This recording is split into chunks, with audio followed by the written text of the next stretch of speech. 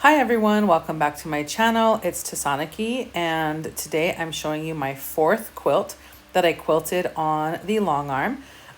We are going to go quickly through here because, oh my gosh, I love this quilt. This is seriously one of my favorite quilt tops that I've probably ever made. I love this fabric. It is by Jason Yenter. It is also a Jason Yenter pattern. You know what? I cannot find the name of the pattern. I know that right now because we've already packed up as I'm doing the voiceover for this. We have packed up and we are getting ready to leave Germany.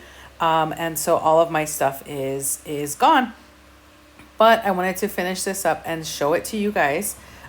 So you can see here the different rulers that I've used on this. I used various Amanda Murphy rulers. I have the clamshells, and then I did do some free motion quilting in some of the smaller triangles. I used the ruler to make the lines sharp and straight and crisp. And I did a lot of, I suppose it's called like echo quilting. I also used these smaller rulers.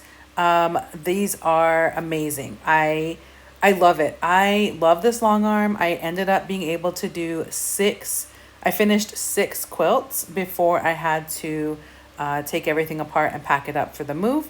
The only thing that I would say about my long arm is that not about the long arm, about this quilt specifically, is that I should have quilted more on the borders. I did so much work on the quilt itself, on the interior of the quilt itself. And when I finished the borders. I just did like, I think 2 lines of quilting, and then I took it off the machine. Then I decided I was done.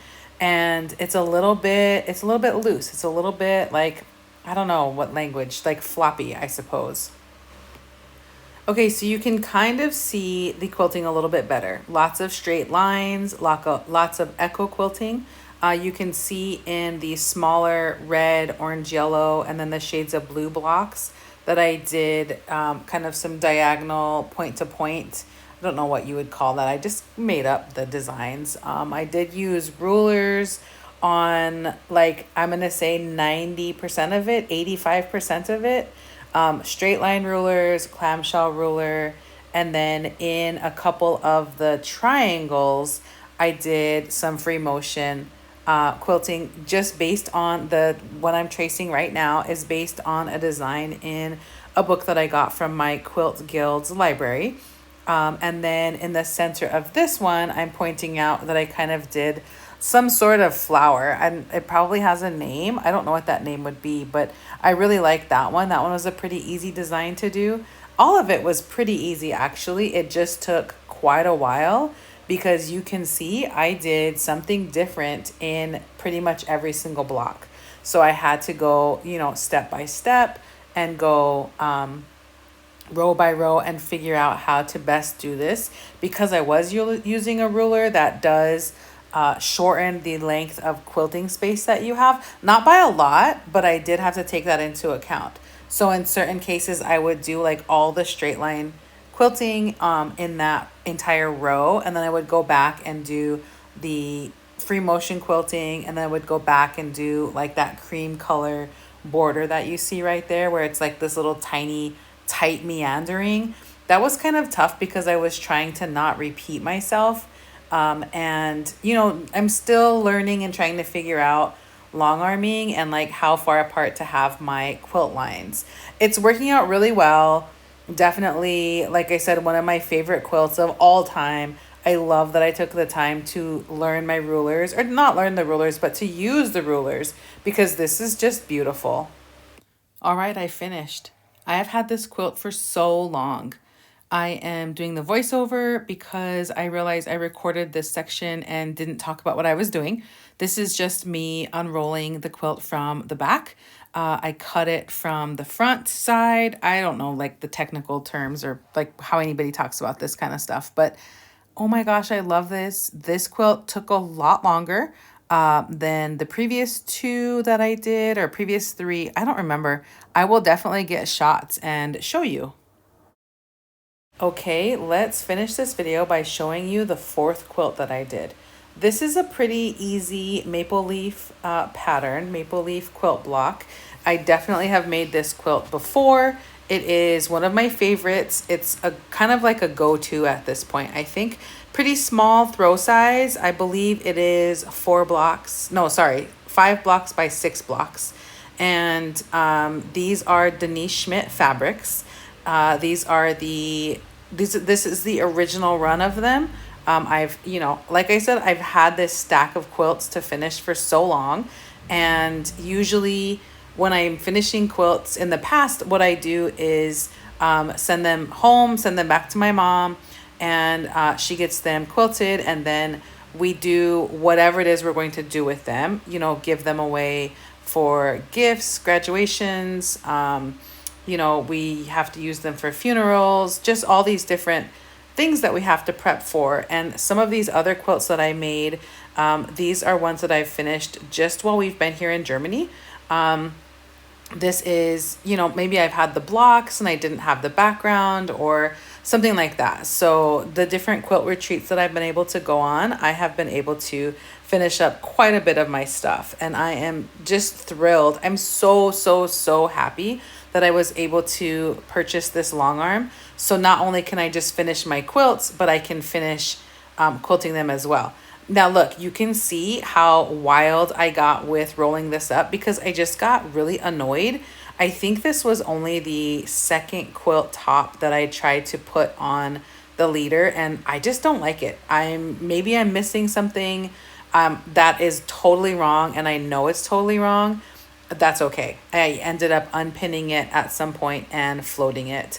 Right now you're seeing me just kind of prepping and getting ready to go, getting ready to do the quilting on this quilt. And I ended up doing a pretty easy kind of back and forth, a loopy meander, I suppose is what it could be called, for the quilting of this one. So it went pretty fast. I switched out some things here. You can see me doing like the thread, the bobbin. I did some oil. We are going to baste the top. There's my son in the back there because he did the channel locks for me. And then I was able to just have like a completely straight line. And so that's pretty cool. There we go. I'm unrolling the quilt top. I know I'll figure it out later as to figuring out what is the best way, or whatever language you want to use, the best way, the right way, not the right way. I know I'm doing it right.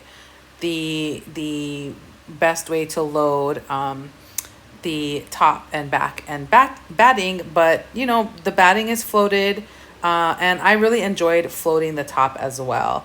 So with this quilt, what I did was I just quilted in the maple leaves as well as in the yellow background fabric. I loved it. I loved it. This was a great quilt to practice because with each of the, they're not solid, but with each of the solid backgrounds, I did a different quilt technique. You can see me here putting on the ruler base because I used the rulers and I made straight lines in this first one. And I don't think that what I'm doing is correct because each line I moved up and down because my quilt block was just a little bit too big. And so when I got to, I think I only did like 3 or 4 or 5 lines, I stopped because it was really frustrating. And so, yeah, like I said, I did a different quilt pattern in each of the maple leaves. And it worked out really well. It looked really cool. I was able to practice just quilting and like, I'm used to the machine. I got used to the machine pretty quick. But just using it more, right? That's how we do things. That's how we get better, is we just use it more and more. You see me here trying to figure out how to use a new to me quilt ruler. I'm not sure which one that is right now. I can't see it. Oh, you know what? I know what that one was. That one was the feather. What's it called? I can't remember what it's called, but that was a new ruler, and I very quickly got impatient and did not want to use it anymore. So I went back to doing my own kind of quilt pattern in this maple leaf on the corner. So yeah, this one went pretty fast, I would say, you know, fast enough. Here I am removing the ruler. I think I removed the ruler base. But anyway, I did a different quilt design in each of the maple leaves, and then I did a different quilt design in the larger yellow. And I loved it. I used no same quilt design touches each other. So each one that I did just went to a different technique, a different pattern. And that was really cool as well because, again, like I said, you know, still learning, still figuring it out, still trying to decide what I like, decide what the pattern, what does the quilt want to be? Does that make sense? What kind of pattern should it be? You see, this is all me. This is me and rulers. So this is free motion and rulers. And maybe at some point, like way down the line, I will get an electric. I don't know what the electric quilt software is called. I think there's a couple different kinds. I'm not sure what the one for Bernina is called, but it's very expensive. And that's just not something I'm interested in right now because I really did take to quilting. I really did find this pretty easy. I'm a pretty creative person. I'm a pretty artistic person. And so I think that maybe that's one of the reasons why. That's why I was able to just like fall into this, right? It's a big sewing machine. If you know how to sew, you know how to use a long arm. And here I am doing one of the large squares. I also, you can see here on the left side, I do have squares that touch each other. I use different patterns in each of them. So I kept them separate even if they were touching each other. We are going to end this video by showing you the very last quilt block that I finished. And so this is the last one that I did. And this is small circles, super, super dense. Also, legit, one of my favorite ways to finish this. I sped this up so you could see how fast this goes. Obviously, I don't sew this fast, but this is amazing. I love this long arm. I'm super, super, super thrilled. I think this is very quickly becoming like my favorite way to quilt something. It does come out super dense, and I think I sped up the video here so that you could see me finish it. This is the last quilt of this, or the last block of this quilt. I did finish all the rest of it. Like I said, I did not quilt in any of the background. I'm happy with that. I'm okay with it. You know, you don't have to quilt. I forget what the batting says. It says it on a bag. When you buy batting, you can quilt like 8 inches apart or something like that. So all of the maple leaves are quilted. And of course, all of the these like solid squares are also quilted. And so that's definitely enough. We don't need to have more. So yeah, so this is me finishing this up, finishing up this quilt. I am doing pebbles, and it makes this block be very dense. I love this. I feel like I got really good at it. I feel like, I don't know, it was easy. It was fun to do.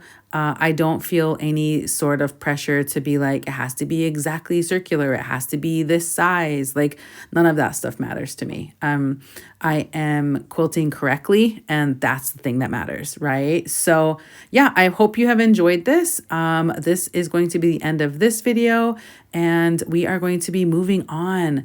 I'm just buzzing through this stack. I mean, seriously, it's a huge stack of quilts that I have to quilt. I'm hoping to finish everything that I have to quilt in my house before we move.